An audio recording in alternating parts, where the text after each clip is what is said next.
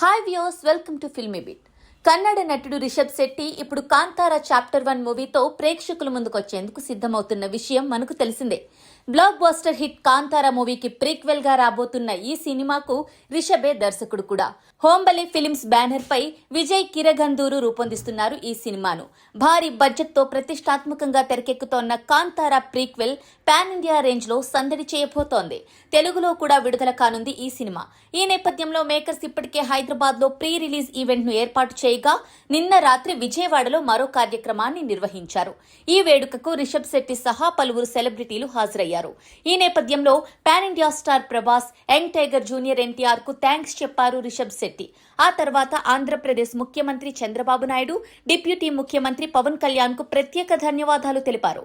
Kantara chapter 1 trailer Telugu version ను ప్రభాస్ విడుదల చేసిన విషయాన్ని గుర్తు చేశారు రిషబ్. ఆ తర్వాత ఎన్టీఆర్ హైదరాబాద్ ఈవెంట్ కు వచ్చినందుకు థ్యాంక్స్ చెప్పారు.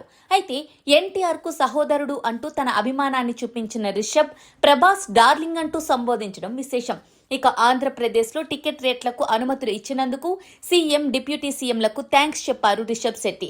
అయితే జీవో కోసం మూవీ మేకర్స్ సర్కార్ను విన్నవించుకోగా తీవ్ర అభ్యంతరాలు వ్యక్తమయ్యాయట.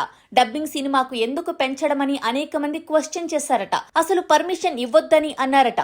సినీ వర్గాలు కూడా కర్ణాటకలో తెలుగు సినిమాల విషయంలో జరిగిన వాటిని దృష్టికి తీసుకువెళ్లాయట. కానీ పవన్ కళ్యాణ్ రంగంలోకి దిగి మంచిగా ఆలోచించాలని సూచించారట. అక్కడ జరిగినవి గుర్తుపెట్టుకుని ఇక్కడ ప్రోత్సహించడం ఆపవద్దని సూచించారు పవన్ కళ్యాణ్. ఆటంకాలు కల్పించవద్దని కోరారు. తద్వారా కాంతారా ప్రీక్వెల్ కు అనుమతులు వచ్చాయి. అందుకే రిషబ్ ఇప్పుడు ఈ ఈవెంట్లో పవన్ కు కృతజ్ఞతలు తెలియజేశారు.